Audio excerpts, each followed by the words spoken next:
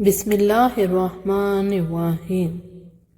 سیرت النبی صلی اللہ علیہ وآلہ وسلم۔ عنوان: یہودیوں کے خلاف پہلا جہاد۔ حضور نبی کریم صلی اللہ علیہ وآلہ وسلم کو اس واقعے کی اطلاع ہوئی تو آپ نے یہودیوں کو جمع کر کے ان سے فرمایا: اے یہودیوں، تم اللہ تعالیٰ کی طرف سے ایسی تباہی سے بچنے کی کوشش کرو جیسی بدر کے موقع پر قریش پر نازل ہوئی۔ اس لیے تم مسلمان ہو جاؤ، تم جانتے ہو کہ میں اللہ کی طرف سے بھیجا ہوا رسول ہوں، اور اس حقیقت کو تم اپنی کتاب میں درج پاتے ہو۔ اس پر یہودیوں نے کہا: اے محمد، آپ شاید یہ سمجھتے ہیں کہ ہم بھی آپ کی قوم کی طرح ہیں۔ اس دھوکے میں نہ رہیں، کیونکہ اب تک آپ کو ایسی قوموں سے سابقہ پڑا ہے جو جنگ اور اس کے طریقے نہیں جانتے، لہٰذا آپ نے انہیں آسانی سے زیر کر لیا۔ لیکن اگر آپ نے ہم سے جنگ کی تو خدا کی قسم آپ کو پتہ چل جائے گا کہ کیسے بہادروں سے پالا پڑا ہے۔ ان کے یہ الفاظ کہنے کی دراصل وجہ یہ تھی کہ یہ لوگ جنگجو اور عسکری فنون کے بہت بڑے ماہر تھے، پھر یہودیوں میں سب سے زیادہ دولت مند تھے۔ ہر قسم کا بہترین اسلحہ ان کے پاس تھا، ان کے قلعے بھی بہت مضبوط تھے۔ ان کے الفاظ پر اللہ تعالیٰ کی طرف سے سورہ آل عمران کی آیت نازل ہوئی۔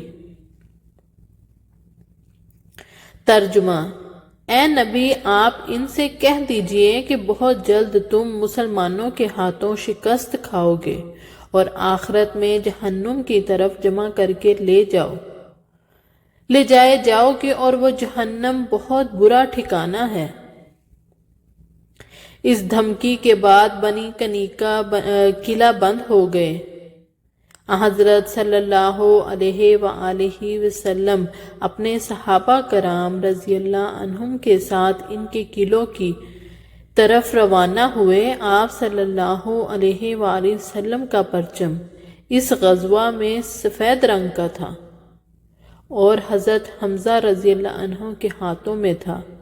ان کے قلعوں کی طرف روانہ ہونے سے پہلے آپ صلی اللہ علیہ وآلہ وسلم نے حضرت ابو لبابہ رضی اللہ عنہ کو مدینہ منورہ میں اپنا قائم مقام مقرر فرمایا۔ آپ صلی اللہ علیہ وآلہ وسلم نے یہودی بستیوں کا محاصرہ کر لیا۔ یہ محاصرہ بہت سخت تھا، 15 دن تک جاری رہا۔ آخر اللہ تعالیٰ نے ان یہودیوں کے دلوں میں مسلمانوں کا رعب ڈال دیا۔ وہ اس محاصرے سے تنگ آ گئے۔ حالانکہ ان یہودیوں میں اس وقت تقریباً 700 جنگجو تھے۔ اب انہوں نے درخواست کی کہ ہم یہاں سے نکل کر جانے کے لیے تیار ہیں، شرط یہ ہے کہ انہیں نکل کر جانے کا راستہ دے دیا جائے، اس صورت میں وہ یہاں سے ہمیشہ کے لیے چلے جائیں گے۔ ساتھ ہی انہوں نے کہا کہ ہمارے ساتھ ہماری عورتیں اور بچوں کو بھی جانے دیا جائے بھی، مال و دولت اور ہتھیار وغیرہ وہ یہیں چھوڑ جائیں گے۔ حضور اکرم صلی اللہ علیہ وآلہ وسلم نے ان کی یہ بات منظور فرما لی اور انہیں نکل جانے کا راستہ دیا۔ اس طرح مسلمانوں کے ہاتھ بے تحاشا مال غنیمت آیا۔ یہودیوں کو مدینہ منورہ سے نکل جانے کے لیے 3 دن کی مہلت دی گئی۔ یہ لوگ وہاں سے نکل کر ملک شام کی طرف ایک بستی میں جا بسے۔ ایک روایت کے مطابق 1 سال بھی نہیں گزرا تھا کہ وہ سب کے سب ہلاک ہو گئے۔ یہ حضور نبی کریم صلی اللہ علیہ وآلہ وسلم کی بد دعا کا اثر تھا۔ غزوہ کنیکا کے بعد چند چھوٹے چھوٹے غزوات اور ہوئے۔ کچھ دنوں بعد حضور اکرم صلی اللہ علیہ وآلہ وسلم نے حضرت زینب بنت خزیمہ رضی اللہ عنہا سے اور پھر حضرت زینب بنت حجش رضی اللہ عنہا سے نکاح فرمایا۔ حضرت زینب بنت حجش رضی اللہ عنہا کا پہلا نکاح زید بن حارثہ رضی اللہ عنہ سے ہوا تھا۔ حضور اقدس صلی اللہ علیہ وآلہ وسلم کے منہ بولے بیٹے تھے، ان دونوں میں نبھ نہ سکی اور لہٰذا طلاق ہو گئی، اور اس کے بعد آپ صلی اللہ علیہ وآلہ وسلم نے ان سے نکاح فرمایا۔ یہ نکاح اللہ تعالیٰ نے آسمان پر فرمایا تھا، اور اس بارے میں آپ صلی اللہ علیہ وآلہ وسلم پر وحی نازل ہوئی تھی۔ جب وحی نازل ہوئی تو آپ صلی اللہ علیہ وآلہ وسلم نے حضرت عائشہ صدیقہ رضی اللہ عنہا سے فرمایا، زینب کو جا کر خوشخبری دے دو، سنا دو، اللہ تعالیٰ نے آسمان پر ان سے میرا نکاح کر دیا ہے۔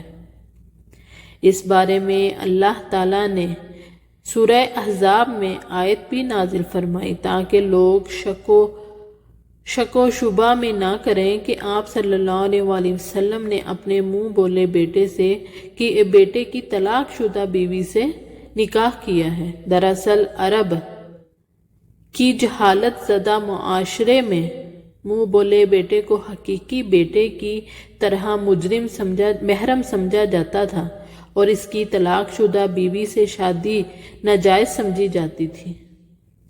ساتھ ساتھ اسے وراثت میں بھی حصہ ملتا تھا۔ اسلام نے اس فرسودہ رسم کو بالکل ختم کر دیا۔ اس کی ابتدا حضور صلی اللہ علیہ وآلہ وسلم نے کی۔ آپ صلی اللہ علیہ وآلہ وسلم نے اپنے صحابہ رضی اللہ عنہم کو دعوت ولیمہ بھی کھلائی۔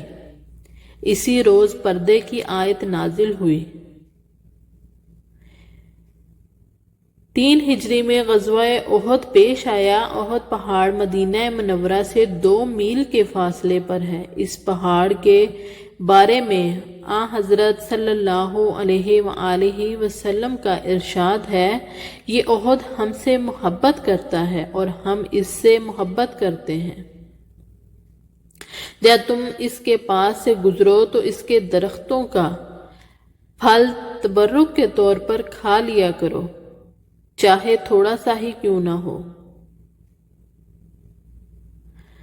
غزوہ احد کیوں ہوا؟ اس کا جواب یہ ہے کہ غزوہ بدر میں کافروں کو بدترین شکست ہوئی تھی۔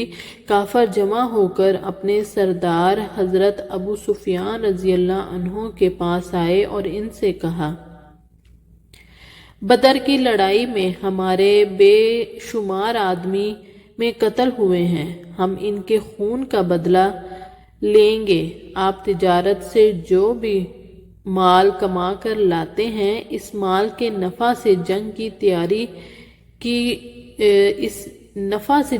تیاری کی جائے۔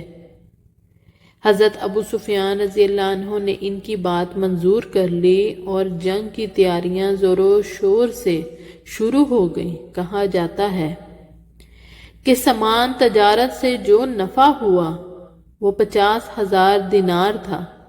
غزوہ بدر میں حضور اکرم صلی اللہ علیہ وآلہ وسلم نے ابو حمزہ شاعر کو فدیہ لیے بغیر رہا کر دیا تھا اور اس سے اقرار لیا تھا کہ مسلمانوں کے خلاف شعر نہ کہے گا۔ اب جب جنگ کی تیاریاں شروع ہوئیں تو لوگوں نے اس سے کہا، تم اپنے اشعار سے جوش پیدا کرو۔ پہلے تو ابو حمزہ نے انکار کر دیا، کیونکہ آپ صلی اللہ علیہ وآلہ وسلم کے سامنے وعدہ کر کے آیا تھا، لیکن پھر وعدہ خلافی پر اتر آیا اور اشعار پڑھنے لگا۔ آخر قریشی لشکر مکہ معظمہ سے نکلا اور مدینہ منورہ کی طرف روانہ ہوا۔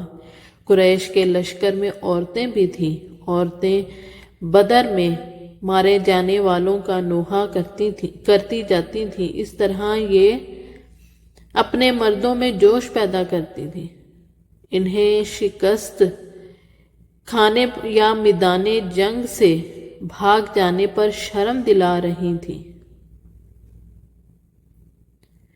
قریش کی جنگی تیاریوں کی اطلاع حضور صلی اللہ علیہ وآلہ وسلم کے چچا حضرت عباس رضی اللہ عنہ نے بھیجی۔ انہوں نے یہ اطلاع ایک خط کے ذریعے بھیجی۔